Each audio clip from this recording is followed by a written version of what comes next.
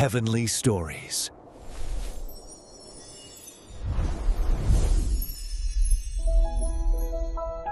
The sun hung low in the sky as the disciples returned, dusty and tired, their voices carrying both excitement and exhaustion. They had just come back from traveling through villages, preaching, healing, and driving out unclean spirits, doing the very things their teacher had sent them out to do. Their hearts raced with stories of miracles, but their bodies begged for rest. Jesus, watching them, knew their weariness. He could see it in the way Peter's shoulders slumped, in the way John's eyes drooped, and in how the younger one stumbled along behind the group. They needed a break. They needed a moment of quiet away from the endless crowds pressing in, demanding miracles, demanding answers, demanding him.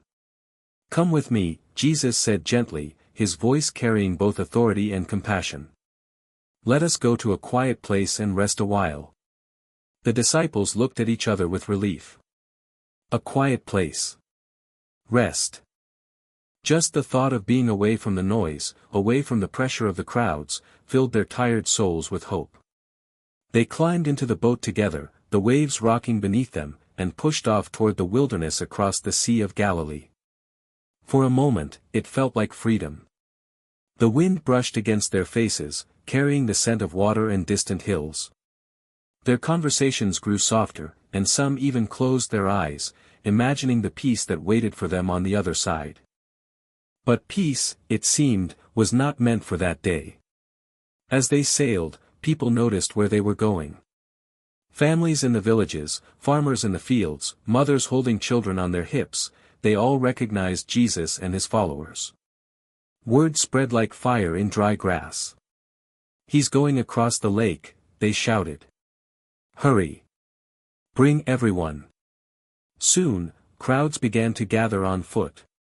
They ran along the shoreline, young and old, carrying the sick, the weak, and the desperate.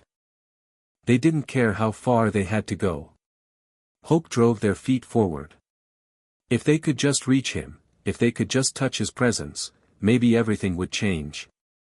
By the time the boat reached the shore, thousands were already waiting. Men, women, children. The sick and the healthy. The broken and the curious. The disciples' hearts sank. So much for rest. But Jesus, he didn't see them as a burden. He looked at them, and his heart was stirred with compassion. To him, they were like sheep without a shepherd, wandering, hungry, lost. Instead of sending them away, he welcomed them. He spoke words of life, teaching them about the kingdom of God, giving them hope that stretched beyond sickness, beyond poverty, beyond the heavy chains of life. Hour after hour passed. The disciples shifted uncomfortably. The crowd kept growing, the day kept fading, and still Jesus taught. Some listened with wide eyes, hanging on every word. Others clutched their children tightly, praying for a miracle. No one wanted to leave. But hunger has a way of making itself heard. Stomachs growled, children whimpered, and the disciples began to whisper among themselves. "This can't go on," one muttered. "It's getting late." "They have nothing to eat," another said. "Rabbi, send them away," they urged Jesus finally. "Tell them to go into the nearby villages and farms to buy themselves something to eat." The crowd was restless, shifting, tired, and hungry. The disciples' solution was simple: end the day, dismiss the people, let them figure out their own needs. But Jesus, as always, saw things differently. He turned to them with eyes that carried both challenge and mystery. "You give them something to eat," he said. The disciples froze. Had they heard him right? Us? Give them something to eat? There were thousands of people out there. 5,000 men, not counting women and children. Feeding them would take more money than they had ever seen. It was impossible. Or so they thought. The stage was set for a miracle, one that would not only feed empty stomachs but would also open eyes to the limitless provision of God. The disciples stood frozen, staring at their teacher. His words echoed in their minds, impossible and unreasonable, "You give them something to eat." Philip was the first to speak, his voice almost a whisper, yet filled with frustration. "Master, even if we had half a year's wages, it wouldn't be enough to buy bread for everyone here. Look at them. There are thousands." He stretched his hand toward the endless crowd, families sitting in clusters, children tugging at their parents' robes, old men leaning on staffs, women cradling babies. Andrew, ever practical, scanned the crowd. Maybe Jesus meant something different. Maybe there was a hidden lesson in his words.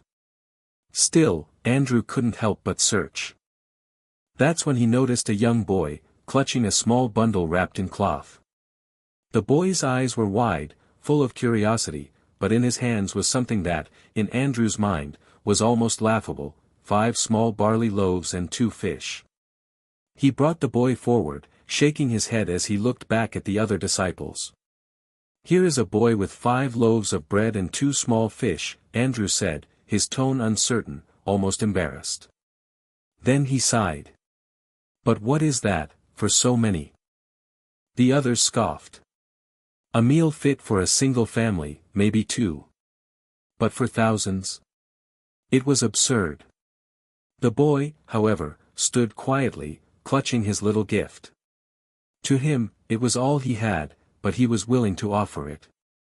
Somehow, in his childlike faith, he believed Jesus could do something with it. Jesus looked at the loaves and fish, then at the boy, and finally at his disciples. His expression was calm, almost serene, yet his eyes burned with the certainty of heaven. "Bring them to me," he said. The disciples hesitated.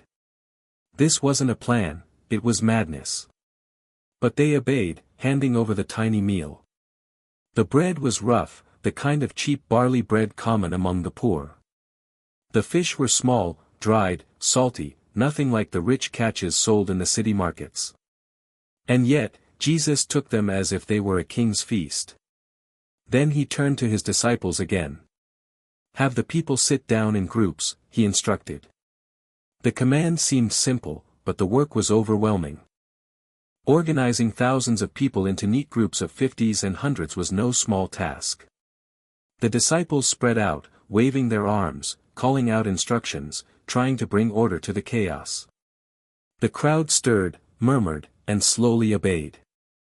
Groups began forming across the green hillside, patches of people sitting down in expectation, their faces lifted toward the man who had healed their sick and spoken words that stirred their souls. The disciples worked until sweat dripped down their foreheads. Peter argued with a stubborn group that refused to move closer together. Thomas sighed loudly, muttering about how ridiculous this all was. Matthew, the former tax collector, tried to calculate the sheer number of people sitting on the grass. It had to be over 5,000 men, not counting women and children. The size of it all pressed on him like a weight. When at last the crowd settled, a hush fell. Thousands of eyes were fixed on one man standing in the center, holding 5 loaves and 2 fish in his hands. The disciples exchanged nervous glances. This was it. Was Jesus really going to try to feed everyone with that? The boy who had offered his food watched from the front, his small chest rising and falling quickly with excitement. His gift was in the master's hands now. Whatever happened, it was no longer his, it belonged to Jesus. Jesus lifted his eyes toward heaven, and the silence deepened. He spoke words of blessing, words that seemed to carry across the hillside and sink into every waiting heart. His voice was steady, filled with gratitude, not desperation. He gave thanks for what he had, not for what was missing, but for what was already in his hands. The disciples leaned in, watching closely. Nothing had changed. The bread and fish looked the same. No multiplication, no miracle, at least, not yet. Jesus broke the loaves into pieces, placing them into the disciples' hands. Then he broke more, and more, and more. The fragments never seemed to end. Something impossible was happening, something their eyes struggled to understand. The disciples looked down at their arms, now filled with bread. Each time they returned to Jesus, there was more. The small bundle of loaves and fish had become an unending supply. The impossible was unfolding right before them. And now, it was time to give it away. The disciples moved cautiously at first, carrying the baskets filled with bread and fish. Each man clutched his portion tightly, glancing down as if afraid the food might vanish before their eyes. The crowd leaned forward, curiosity burning in their faces.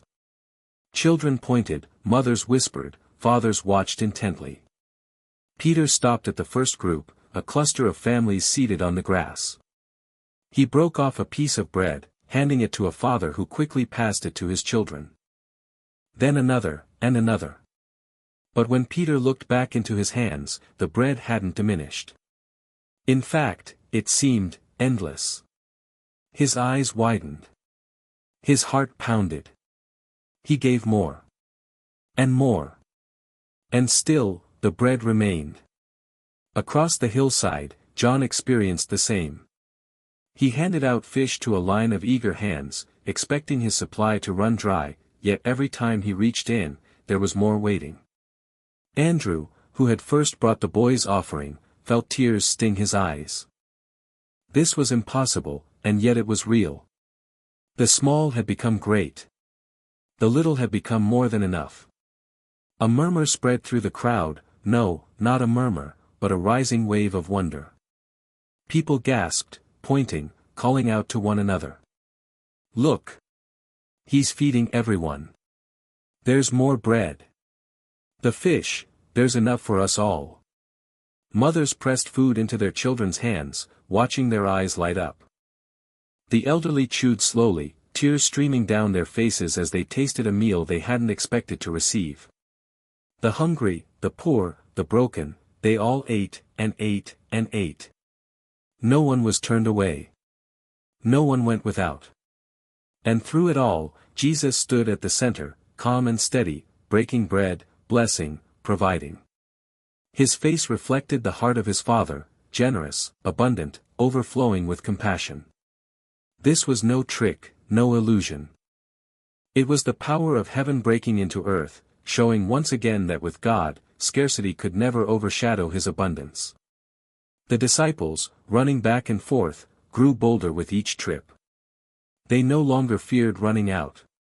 Instead, they marveled at the supply, laughing in disbelief, shouting to each other across the field. There's still more. Come and take some. Look at this. The boy who had given his meal watched in amazement as his 5 loaves and 2 fish transformed into a banquet for thousands. His heart swelled with joy. He had given little, but in the hands of Jesus, it had become more than he could ever imagine. And still, the miracle continued. The hillside, once restless with hunger, was now alive with joy. Children ran with pieces of bread in their hands, laughing as they filled their bellies. Families huddled close, eating together under the fading sun. The poor, who had come with nothing, now had more than enough. The hopeless, who had arrived weary, now found satisfaction not only for their stomachs but for their souls.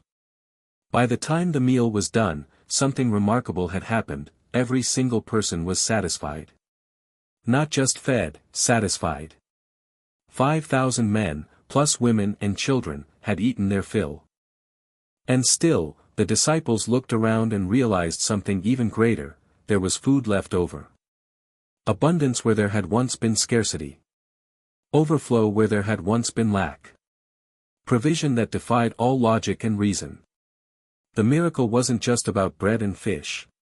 It was a picture of God's heart, his desire to provide, to give more than enough, to satisfy not only hunger but the deepest needs of his people. And as the last rays of sunlight stretched across the hillside, the crowd buzzed with awe. They had seen something unforgettable, something that whispered of heaven itself. But for the disciples, the lesson was only beginning. As the last bites were taken and the crowd leaned back, full and content, a deep sense of wonder lingered in the air. The hillside that had once echoed with groans of hunger now buzzed with satisfied laughter. Children lay sprawled on the grass, crumbs on their cheeks. Fathers clapped each other on the shoulders, marveling at the meal. Mothers rocked their little ones, grateful that, for once, their children's bellies were filled. The disciples, still catching their breath, looked around in disbelief. Not a single person had gone hungry. Every man, woman, and child had eaten until they could eat no more. What had begun with 5 loaves and 2 fish had ended in a feast for thousands. Then Jesus, ever practical and never wasteful, spoke again, "Gather up the leftovers, so that nothing may be lost." The disciples blinked at him. Leftovers? How could there be leftovers when the meal had started with so little? But they obeyed, moving across the hillside with baskets in their arms. As they collected, their amazement only grew. Bread filled the baskets, piece after piece, more than they could have imagined. Fish, too, chunks left uneaten, yet fresh as if newly prepared. People handed them what they could not finish, smiling in gratitude, shaking their heads in disbelief. By the time the disciples finished, they stood in a circle before Jesus, each man holding a basket. Not one was empty. 12 baskets in total. One for every disciple. One for every man who had doubted. One for every heart that had whispered, "It's impossible." Peter lifted his basket, staring down at the overflowing bread. This was nothing but a boy's lunch," he muttered, his voice thick with awe. And now, his words trailed off, swallowed by the enormity of what had happened. John looked at his teacher, his young face glowing with realization. "It's more than a miracle of food," he said softly. "It's a sign. A sign of who you are." The others nodded slowly, their eyes fixed on Jesus. They had witnessed his power before, healing the sick, calming storms, casting out demons, but this was different. This was about provision, about God's ability to take the smallest offering and make it overflow. The boy, now sitting quietly at the edge of the crowd, watched the disciples carry 12 full baskets back to Jesus. His eyes sparkled. In his heart, he knew something greater than himself had taken place. What he had offered was small, but in the hands of the Messiah, it had become enough for thousands. The people, too, began to murmur among themselves. Whispers of wonder passed through the groups. Could this be the prophet we've been waiting for? Surely he is the one sent from God. No ordinary man could do this. The hillside seemed to thrum with expectation. Something was happening, something bigger than bread, bigger than fish, bigger than full stomachs. This was about heaven breaking into earth, about God showing his people that his provision knew no limits. And yet, beneath the joy, there was also tension. Some in the crowd began to whisper not only of prophets but of kings. A man who could feed thousands with nothing, surely he could overthrow Rome. Surely he could lead them to freedom. The disciples caught fragments of the conversations and exchanged uneasy glances. They knew what the people wanted. But they also knew their teacher's kingdom was not of this world. For now, though, the baskets stood as undeniable proof. 12 men, each holding abundance where there had once been scarcity. A miracle not just seen but carried in their own hands. Jesus looked at them, his eyes steady, filled with both love and challenge. He had shown them that God's provision was greater than their doubts. But he also knew, they still had much to learn. The miracle of the loaves and fish was not only about feeding the hungry. It was a lesson about trust, about surrender, about believing that even the smallest gift, when placed in God's hands, could change everything. And as the crowd buzzed with excitement, Jesus quietly slipped away, knowing they wanted to make him king by force. His mission was not to wear a crown of gold, but one of thorns. Not to fill stomachs for a day, but to satisfy souls for eternity. The disciples, still holding their baskets, could only watch as their teacher moved away, carrying with him the mystery of heaven on earth.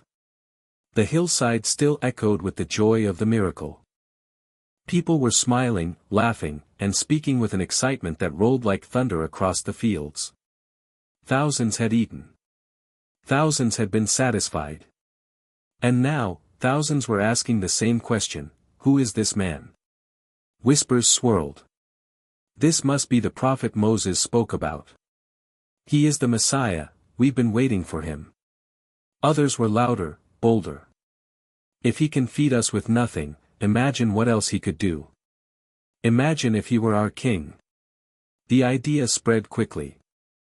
Hope turned to passion. Men began to rise to their feet, fists clenched in determination. They had lived too long under Rome's shadow, too long in hunger and oppression. But here was a man who could provide without limit, who could heal their sick, who could stir their hearts like no other. He could lead us. He could deliver us. He could be the king we've dreamed of. The disciples heard the murmurs, felt the energy crackle in the air. They glanced at each other nervously. This was dangerous. The crowd's enthusiasm was shifting from gratitude to revolution. Peter leaned toward John, his voice urgent. They're going to try to force him into it. They'll crown him here, today. John's face tightened. But his kingdom isn't like that. They don't understand. Indeed, they didn't. The people were hungry for freedom, but their vision of freedom was too small. They wanted a political king, a warrior ruler, someone who could break the chains of Rome. But Jesus had come to break a far greater chain, the bondage of sin and death. Sensing the growing tension, Jesus quietly withdrew. While the crowd's excitement mounted, he slipped away to the mountainside, alone. His mission could not be dictated by human desire. His purpose was not to seize power but to surrender it, not to sit on a throne of earth but to carry a cross of shame that would become the doorway to eternal life. The disciples watched him go, confusion and unease stirring in their hearts.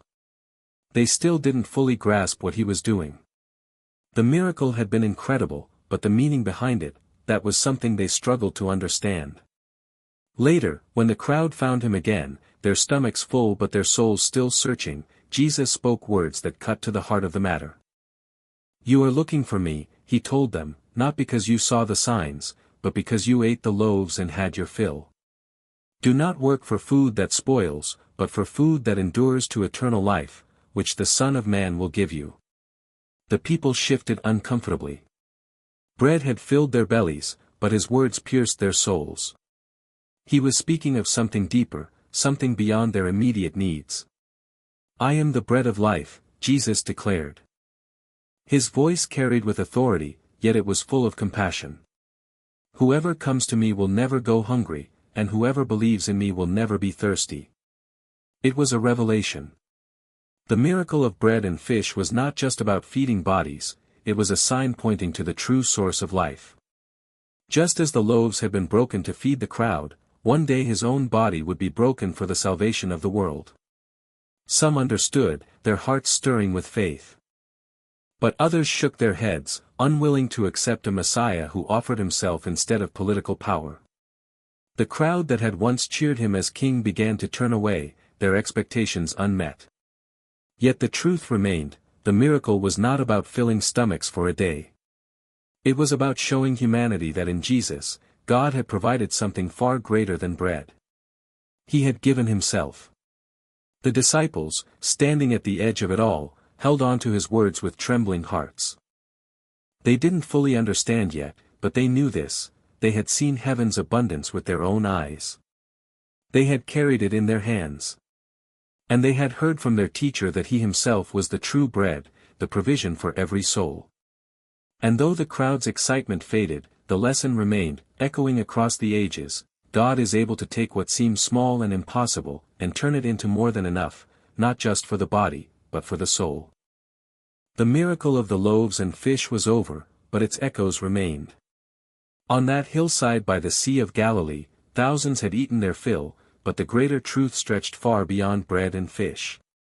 The disciples, still carrying the memory of overflowing baskets in their arms, would never forget the lesson, God does not deal in scarcity. His provision is not fragile or fleeting. Where human eyes see impossibility, his hands reveal abundance. In the days and years that followed, they would remember that moment whenever fear whispered that there wasn't enough. Enough food. Enough strength. Enough hope. They would remember how Jesus had looked at a hungry crowd, how he had lifted his eyes to heaven, and how 5 loaves and 2 fish had become a feast. But even more, they would remember his words, "I am the bread of life." It wasn't just about one meal. It was about eternity. About a God who satisfies the deepest hunger of the human soul. A God who doesn't just give us what we need for today, but who offers himself, completely, fully, without limit. The boy with the loaves and fish had given everything he had, though it was small. In the hands of Jesus, that small offering became a miracle that touched thousands. That, too, was a lesson. God doesn't need much, he only asks for our surrender. A little faith. A little trust. A little willingness to place what we have into his hands. And once we do, he takes it, blesses it, multiplies it, and uses it in ways we could never imagine. The crowd had wanted a king who would overthrow Rome.